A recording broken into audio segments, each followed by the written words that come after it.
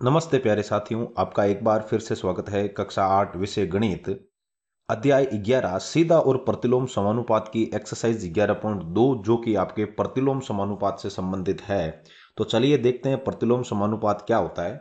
दो राशियां x और y आपके प्रतिलोम समानुपात अथवा परस्पर व्युत्क्रमानुपाती कही जाती है यदि x में हुई वृद्धि y में समानुपाती कमी उत्पन्न करे, अर्थात यदि x में हुई कमी y में समानुपाती वृद्धि उत्पन्न करे ताकि इनके संगत मानों का गुणनफल सदैव अचर रहे। कहने का मतलब क्या है, जब एक चीज में वृद्धि होती है तो दूसरी चीज में उसी अनुपात के अंदर आपके कमी हो जाए, तो इस प्रकार का जो अनुपात है वो एक दूसरे का उल्टा होता है, उसको हम प्रतिलोम समानुपात कहते हैं। अब आपके प्रत्यक्ष समानुपात में क्या होता था साथियों कि जब हम x के अंदर y का भाग देते थे तो वो हमेशा एक निश्चित अनुपात के आता था, लेकिन यहां पर इसका उल्टा है। यहां दो राशियां हैं x और y, इनका यदि आप गुणनफल करते हो तो वो हमेशा एक फिक्स राशि आपके k रहेगी। क्यों? क्योंकि जब x k का मान निश्चित रखने के लिए आप x का मान बढ़ाओगे तो उसी अनुपात में आपके y का मान घट जाएगा।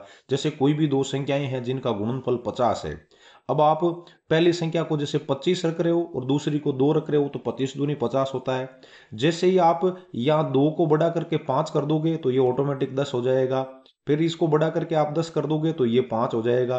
तो कहने का मतलब इनका गुणनफल हर स्थिति में 50 रहेगा, परंतु एक चीज में या एक राशि में जिस अनुपात में वृद्धि होती है दूसरी राशि में उसी अनुपात में कमी हो जाएगी। इस तरीके का जो अनुपात है वो उल्टा अनुपात या फिर आपके प्रतिलोम अनुपात कहलाता है। चलिए देखिए एक्सरसाइज 11.2 जिसका पहला प्रश्न हमें यह बताना है कि निम्नलिखित में से कौन कौन आपके प्रतिलोम अनुपात में है। तो पहला, किसी कार्य में लगे व्यक्तियों की जो संख्या है वो उस कार्य को पूरा करने में लगे दिन। बिल्कुल ये प्रत्यक्ष अनुपात में, बिल्कुल ये आपके प्रतिलोम अनुपात में है, क्योंकि यदि व्यक्तियों की संख्या को हम बढ़ा दें तो उस काम को पूरा करने में लगे दिनों की संख्या है वो घट जाएगी। मान लो कि एक काम को करने में एक व्यक्ति को 2 दिन लगते हैं तो आप उस काम को 2 आदमियों द्वारा एक दिन में करवा सकते हैं। दूसरा, एक समान चाल से किसी यात्रा में लिया गया समय और दूरी। प्यारे टाबरों, जब समय बढ़ेगा तो दूरी भी बढ़ेगी, तो इसलिए यह प्रत्यक्ष अनुपात है, प्रतिलोम अनुपात नहीं है। तीसरा, खेती की गई भूमि और काटी गई फसल। आप जितनी ज्यादा क्षेत्रफल वाली भूमि में खेती करोगे फसल भी आपको उतनी ही ज्यादा काटनी पड़ेगी, मतलब यह भी प्रत्यक्ष अनुपात है, प्रतिलोम अनुपात नहीं है। चौथा देखिए, एक निश्चित यात्रा में लिया गया समय और वाहन की चाल। मतलब वाहन की चाल को आप बढ़ाओगे तो समय कम हो जाएगा और वाहन की चाल को कम करोगे तो समय बढ़ जाएगा। इस वजह से ये आपके एक प्रत्यक्ष अनुपात न होकर के प्रतिलोम अनुपात है। और किसी देश की जनसंख्या जनसंख्या की वृद्धि करोगे तो प्रति व्यक्ति भूमि का क्षेत्रफल है वो ऑटोमेटिक कम हो जाएगा, और यदि जनसंख्या में कमी करोगे तो प्रति व्यक्ति क्षेत्रफल है वो ज्यादा आएगा। तो कहने का मतलब इस पहले प्रश्न में आपके एक तो पहला, एक आपके चौथा और एक आपके पांचवा, ये तीन है जो आपके प्रतिलोम अनुपात में थे। बाकी के इसमें प्रतिलोम अनुपात में न होकर के प्रत्यक्ष अनुपात में हैं। चलिए देखते हैं इसी क्रम में एक्सरसाइज का दूसरा प्रश्न, जिसमें हमें ऐसा बोल रहा है, एक टेलीविजन गेम शो में रुपए 1 लाख की पुरस्कार राशि विजेताओं में समान रूप से वितरित की जानी है और निम्नलिखित सारणी को पूरा करना है तथा यह भी ज्ञात करना है कि क्या एक व्यक्तिगत विजेता को दी जाने वाली राशि की धनराशि विजेताओं की संख्याओं के अनुपाति अनुक्रमानुपाती है या युत्क्रमानुपाती है। तो बिल्कुल सीधी सी बात है साथियों, यदि एक आदमी को पुरस्कार दोगे तो ज्यादा मिलेगा, दो को दोगे तो कम हो जाएगा।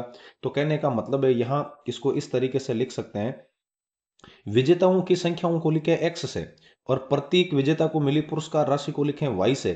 तो यहाँ x गुणा y करेंगे तो वो हमें यहाँ 1 लाख दिया हुआ है, मतलब x और y का जो गुणनफल है वो हमेशा 1 लाख होना चाहिए।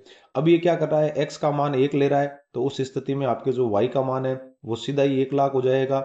फिर ये क्या कर रहा है, x के मान तो बदल रहा है और y के मान आपको लेके आने हैं। तो इसने क्या किया, विजेताओं की संख्या 2 कर दी, तो 2 का भाग दोगे तो 2 का भाग 10 में चला गया 5 बार। तो इस तरीके से आपके यहाँ दो विजेताओं को 50-50 हजार रुपए मिलेंगे। अब ये क्या कर रहा है, विजेताओं की संख्या 4 कर रहा है तो यहाँ 4 का भाग देगा। जब 4 का भाग देगा तो 4 का भाग 100 में चला जाएगा 25 बार।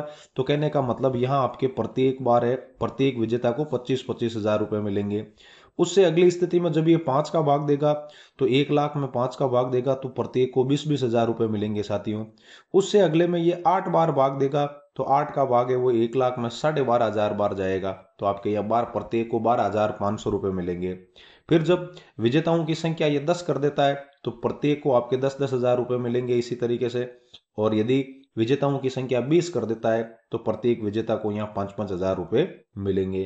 तो स्पष्ट है, आप देख पा रहे हो कि जैसे जैसे एक्स का मान बढ़ रहा है वैसे वैसे प्रत्येक विजेता को प्राप्त होने वाली पुरस्कार राशि में कमी आ रही है। तो कहने का मतलब एक चीज की बढ़ोतरी करने पर दूसरी चीज में कमी होना, यह आपके व्युत्क्रमानुपाती है या प्रतिलोम समानुपाती है।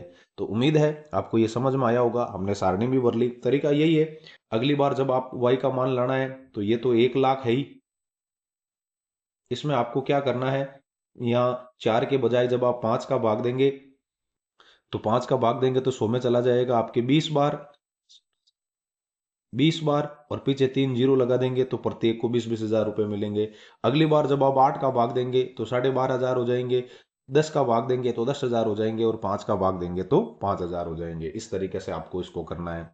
चलिए देखते हैं आज के सेशन का तीसरा प्रश्न।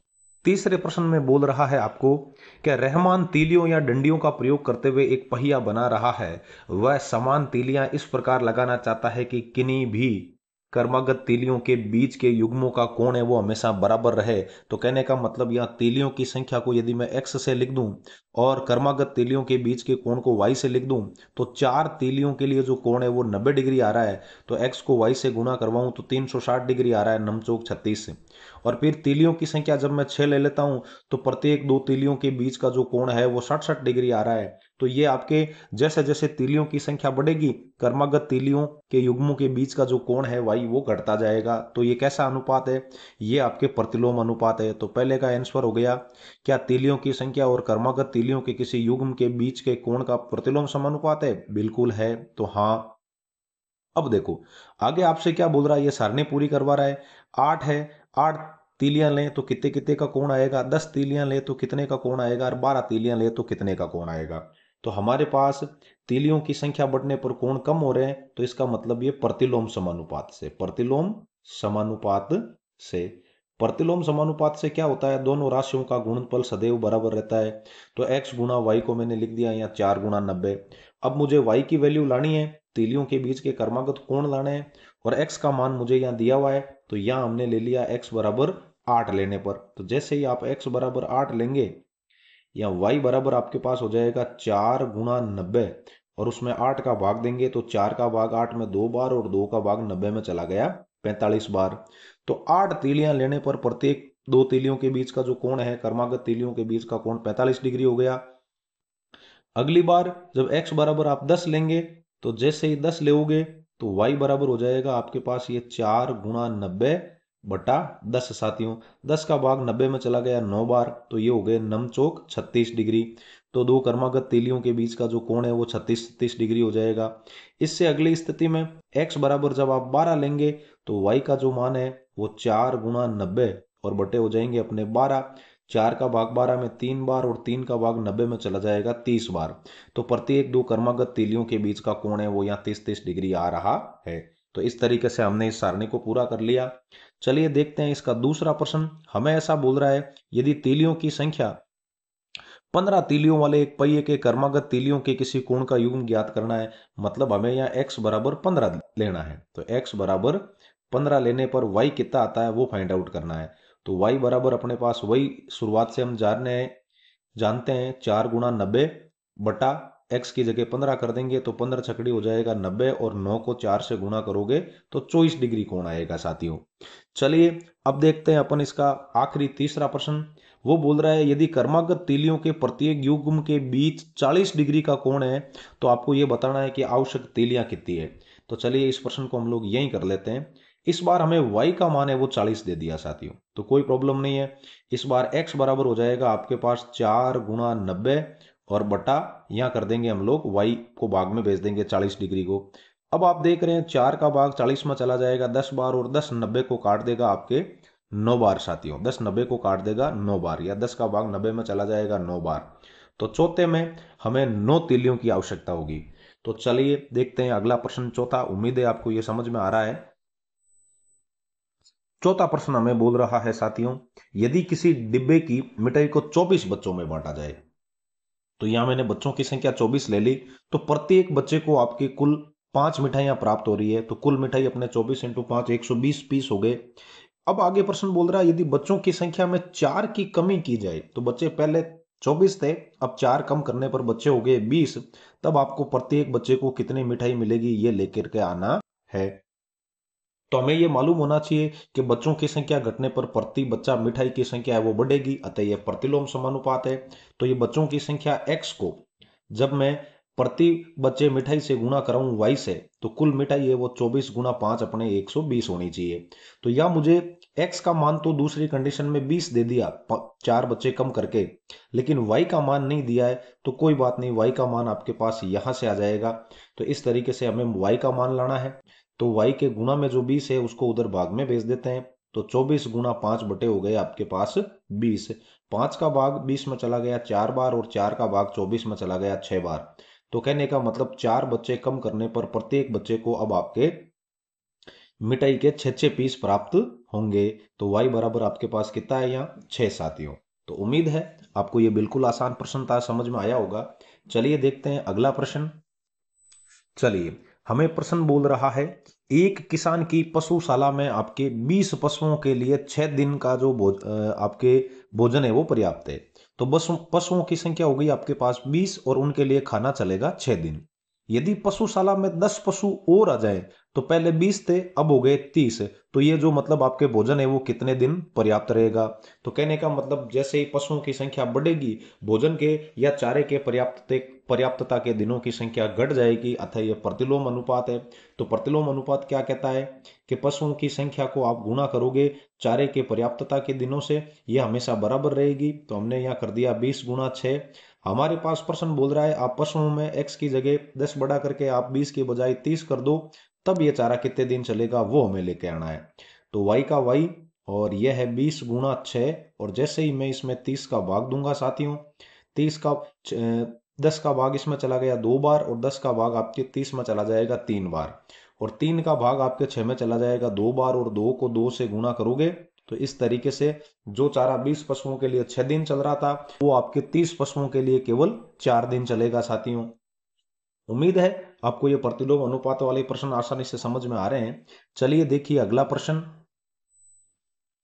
छठा प्रश्न हमें बोल रहा है साथियों कि एक ठेकेदार यह आकलन करता है कि जसविंदर के घर में पुनः तार लगाने के लिए जो व्यक्तियों की संख्या x है वो 3 है, और वो व्यक्ति है वो 4 दिनों में काम कर सकते हैं। तो y है अपने यहाँ 4। यदि वह 3 के स्थान पर 4 व्यक्ति लगा देवे, तो वो काम कितने दिनों में पूरा हो जाएगा 3 दिन में पूरा हो जाएगा। देखो कैसे प्रतिलोम अनुपात से। प्रतिलोम अनुपात क्या कहता है कि व्यक्तियों की संख्या को उनके द्वारा किए गए काम की संख्या से गुणा करें, तो वो प्रतिलोम अनुपात में हमेशा बराबर रहते हैं, क्योंकि आदमियों की संख्या बढ़ाओगे तो काम में लगे दिनों की संख्या घट जाएगी। तो यह हमें ऐसा कह दिया कि आदमी अब 3 के बजाय उसने कर दिए हैं 4, और दिनों की संख्या मुझे लानी है। तो ये 3 गुणा 4 इधर है, y बराबर आपके पास हो जाएगा 3 गुणा 4, और ये y के साथ गुणा में 4 है वो इधर आपके भाग में आ जाएगा। तो 4 में 4 का भाग चला गया एक बार, 1 को 3 से गुणा करने पर आए आपके 3, और दिन का दिन। तो कहने का मतलब उस काम को पूरा करने के लिए 4 व्यक्ति लगाएगा, तो केवल 3 दिन में काम पूरा हो जाएगा। चलिए देखते हैं अगला प्रश्न हमें क्या बोल रहा है। चलिए सातवां प्रश्न हमें बोल रहा है कि बोतलों के एक बैच को 25 बक्सों में रखा जाता है। तो बक्सों की संख्या को मैंने यहाँ साथियों x मान लिया, तो बक्सों की संख्या हो गई हमारे पास 25। अब आगे बोल रहा है जबकि प्रत्येक बक्स में 12 बोतलें रखी जाती है, तो प्रत्येक बक्स में बोतलों की संख्या को मैंने y मान लिया जो कि ये 12 दे रहा है। फिर आगे प्रश्न बोल रहा है कि यदि इसी बैच की बोतलों को इस प्रकार रखा जाए कि प्रत्येक बक्स में आप अब y के स्थान पर मतलब 20-20 बोतलें भरे, तो वो जो है वो कितने बक्सों में आपके भरी जाएगी, या बक्सों की संख्या कितनी हो जाएगी। तो साथियों यहाँ पर जैसे ही आप प्रत्येक बक्स में बोतलों की संख्या बढ़ाओगे, तो यहाँ बक्सों की संख्या कम हो जाएगी। तो ये आपके प्रतिलोम अनुपात है, प्रतिलोम अनुपात से। तो इसको भी आप हल करोगे प्रतिलोम समानुपात से, प्रतिलोम समानुपात से। प्रतिलोम समानुपात क्या कहता है कि बक्सों की संख्या x को प्रत्येक बक्सों में बोतलों की संख्या से आप कहीं कभी भी गुणा कर लो कहीं भी, सब जगह गुणनफल बराबर आएगा। तो यहाँ मैंने इसको 25 × 12 कर दिया। तो यहाँ हमें दूसरी कंडीशन में y का मान दिया हुआ है कि प्रत्येक बक्से में बोतलें 20-20 है, तो इसकी जगह आप 20 कर दीजिए। x मुझे ज्ञात करना है और यहाँ हमारे पास है 25 × 12। तो जो x का मान है वो हो जाएगा 25 × 12 और 20 गुणा में था वो चला गया भाग में साथियों। 5 का भाग 25 में 5 बार और 5 का भाग 20 में चला गया 4 बार और 4 का भाग 12 में चला जाएगा 3 बार। तो इस तरीके से प्रत्येक बक्से में यदि आप 20-20 बोतलें डालते हो तो आपको यहाँ 25 के बजाय केवल 15 बक्सों की जरूरत पड़ेगी। ये अपना आंसर हो गया। चलिए देखिए, अब आपको एक फैक्ट्री में लेके जाते हैं। तो 8वां सवाल क्या कहता है जो फैक्ट्री से संबंधित है। 8वां प्रश्न हमें बोल रहा है साथियों कि एक फैक्ट्री को कुछ वस्तुएं 63 दिन में बनाने के लिए 42 मशीनों की आवश्यकता होती है। तो वस्तुओं को कितने दिनों में बनाया जा रहा है उसमें दिनों की संख्या को मैंने x मान लिया। तो 63 दिन के अंदर आपके वस्तुएं बनाने के लिए 42 मशीनें हैं, मशीनों को y मान लिया, तो 42 मशीनों की जरूरत होती है।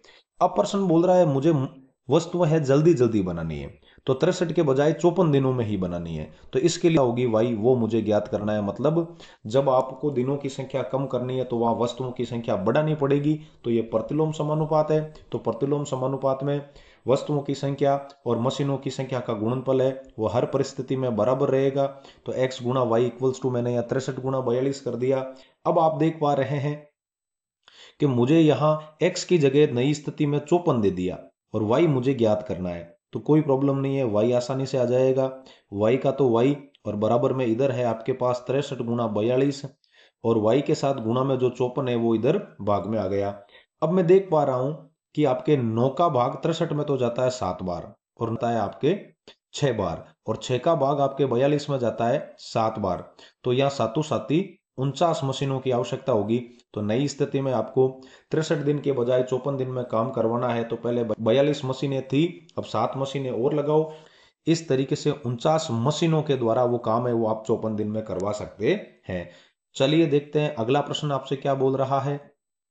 चलिए 9वां प्रश्न हमें बोल रहा है साथियों कि एक कार एक स्थान तक पहुंचने में 60 किलोमीटर प्रति घंटे की चाल, तो कार की चाल को x मान लिया जो कि किलोमीटर पर होर में है, 60 हो गई साथियों, से चलकर 2 घंटे का समय लेती है। बहुत बढ़िया बात है। अगली स्थिति में आपने कार की चाल बढ़ा करके और 80 किलोमीटर प्रति घंटा कर दिया है, तो कार कितना समय लेगी। साथियों कार की चाल बढ़ेगी तो समय कम लगेगा। तो इस वजह से ये प्रतिलोम समानुपात है और प्रतिलोम समानुपात में जो राशियों का गुणनफल है वो हमेशा समान रहता है। तो x × y इक्वल्स टू हम कर देंगे या 60 × 2। और दूसरी स्थिति में मुझे यहाँ x की जगह दे दिया इसने यहाँ 80। अब मुझे y का मान लाना है, तो y अपने आप आ जाएगा इस फॉर्मेट में जब हम रखेंगे। तो y का तो y और यहां है मेरे पास आपके 60 और इसका मात्रक भी लिख दूं किलोमीटर प्रति घंटा और समय है मेरे पास यहाँ 2 घंटे। बहुत बढ़िया बात है। दूसरी स्थिति में आपने जो चाल 80 किलोमीटर पर ओवर की है तो ये हो गया 80 किलोमीटर पर ओवर। किलोमीटर पर ओवर से किलोमीटर पर ओवर कट गया, 10 का भाग 60 में चला गया 6 बार और 10 का भाग आपके 80 में चला गया 8 बार साथियों। फिर 2 का भाग दिया है आपने 8 के अंदर 4 बार, फिर 4 में 2 का भाग चला गया 2 बार और 2 का भाग 6 में चला गया आपके 3 बार। तो इस तरीके से ऊपर तो हो गए 3, नीचे हो गए 2, तो 3/2 घंटे। अब आप इसको मिनट में भी बदल सकते हैं। 2 का भाग दूं, 3 में 2 का भाग दूं तो भाग चला जाएगा 1 बार और शेषफल बच गया 1। तो कहने का मतलब 1 घंटा तो आपके पास यहाँ पूरा है और फिर प्लस शेषफल के अंदर आपके पास 1 बचा है। भाग आपने 2 का दिया था और 1 घंटे में आपके यहाँ 60 मिनट होते हैं साथियों, 60 मिनट। तो 2 का भाग 60 में चला जाएगा 30 बार। तो इसका मतलब ये हो गया आपको कि उस कार से 80 किलोमीटर प्रति घंटे से आप यात्रा करोगे तो 1 घंटा और 30 मिनट। तो उम्मीद है आपको ये समझ में आया है। चलिए देखते हैं आज का अगला 10वां प्रश्न। चलिए साथियों 10वां सवाल हमें बोल रहा है 2 व्यक्ति एक घर में नई खिड़की लगाने के लिए 3 दिन लगा सकते हैं। चलो बहुत बढ़िया बात है। 2 व्यक्ति थे, व्यक्तियों की संख्या को x मान लिया, 3 दिन के अंदर आपके खिड़की लगा देंगे। तो खिड़कियों दिनों की संख्या मैंने यहाँ 3 कर दी। अब प्रश्न बोल रहा है कि काम शुरू होने से पहले ही एक व्यक्ति बीमार पड़ गया, तो अब इस काम को करने के लिए कितने दिन लगेंगे। तो अब ये कार्य कितने दिन में पूरा हो पाएगा। मतलब 2 व्यक्ति थे जिसमें से एक बीमार हो गया, तो इस स्थिति में हमें दिनों की संख्या है वो y ज्ञात करनी है। तो आदमियों की संख्या कम हो गई तो दिनों की संख्या ज्यादा लगेगी। ये आपके प्रतिलोम अनुपात ही है। प्रतिलोम अनुपात में जो मतलब राशियों का गुणा है वो हमेशा अचर रहता है, एक जैसा रहता है। तो x गुणा वाई बराबर हो गया आपके पास 2 गुणा 3 साथियों। अब अब आपके यहाँ वाई दिनों की संख्या मुझे लानी है, जबकि व्यक्तियों की संख्या x बराबर यहाँ 1 कर दी। तो 1 गुणा वाई बराबर इधर हो गए 3 दूनी 6। तो एक आदमी को वो खिड़की लगाने के लिए 6 दिन लगेंगे। ये इसका पहले का आंसर हो गया। चलिए अब देखिए इसका बी क्या बोल रहा है आपसे। एक ही दिन में खिड़कियां लगानी है, इस बार वाई का मान 1 रखना है, तो कितने आदमियों की जरूरत पड़ेगी वो लेके आना है। तो सेम वो का वो x गुणा वाई बराबर यहाँ है हमारे पास 2 गुणा 3। इस बार y की जगह आप 1 कर दो तो ये गुणा x और बराबर 3 दूनी 6। तो इस तरीके से यहाँ x बराबर 6 हो गया। मतलब आपको खिड़कियां एक ही दिन में लगानी है तो 6 व्यक्तियों की जरूरत होगी। और यदि एक ही व्यक्ति खिड़की लगाता है तो उसको पहली वाली कंडीशन में 6 दिन लगेंगे। तो व्यक्तियों की संख्या बढ़ने पर दिन घट जाएंगे और आपके व्यक्तियों की संख्या आपके बढ़ाने पर दिनों की संख्या घट जाएगी, क्योंकि ये प्रतिलोम समानुपात है। चलिए अब देखते हैं इस एक्सरसाइज का आखिरी प्रश्न। उम्मीद है आपको ये प्रश्नावली समझ में आई होगी। चलिए देखते हैं 11वां सवाल। चलिए साथियों देखते हैं आज के सेशन का आखिरी प्रश्न 11वां। किसी विद्यालय में 45 मिनट अवधि के 8 कालांश या 8 पीरियड लगते हैं। तो कालांशों का जो समय है उसको मैं x मान लेता हूं और कालांशों की संख्या को y मान लेता हूं। तो 45 मिनट के यदि पीरियड लगाए जाएं तब तो 8 पीरियड लग सकते हैं। ये कल्पना करते हुए कि स्कूल का कार्य समय उतना ही रहना चाहिए, मतलब स्कूल का टाइमिंग नहीं बढ़ाना है। परंतु यदि स्कूल में बराबर अवधि के 9 कालांश लगाने हैं, मतलब एक पीरियड एक्स्ट्रा और बढ़ा दिया, तो अब आपके एक कालांश का समय कितना रह जाएगा x, वो मुझे लेके आना है। तो साथियों पीरियडों की संख्या बढ़ाओगे तो पीरियडों का जो मतलब आपके कालांश का समय है वो घट जाएगा। या ऐसा करते हैं पीरियडों का जो कालांश बढ़ा दोगे तो पीरियडों की संख्या घट जाएगी। तो ये प्रतिलोम समानुपात है। और प्रतिलोम समानुपात में हमेशा गुणनफल बराबर रहता है। तो x गुणा वाई बराबर हो गया हमारे पास 45 गुणा 8। अब हमें क्या करना है, y की जगह 9 करना है। तो x गुणा 9 पीरियड कर दिए मैंने और यहां हो गया 45 गुणा 8। तो एक पीरियड का जो समय है वो आपके 45 गुणा 8 बटे हो जाएगा 9। 9 का भाग 45 में चला जाएगा 5 बार और 5 को जब आप 8 से गुणा करोगे तो अब अपना जो पीरियड है वो पहले जो 45 मिनट का था अब वो घट करके 40 मिनट का हो गया। तो उम्मीद है आपको ये प्रतिलोम समानुपात वाली एक्सरसाइज समझ में आई होगी। फिर मिलते हैं एक नए अध्याय के साथ, तब तक के लिए जय हिंद, राम राम साथियों।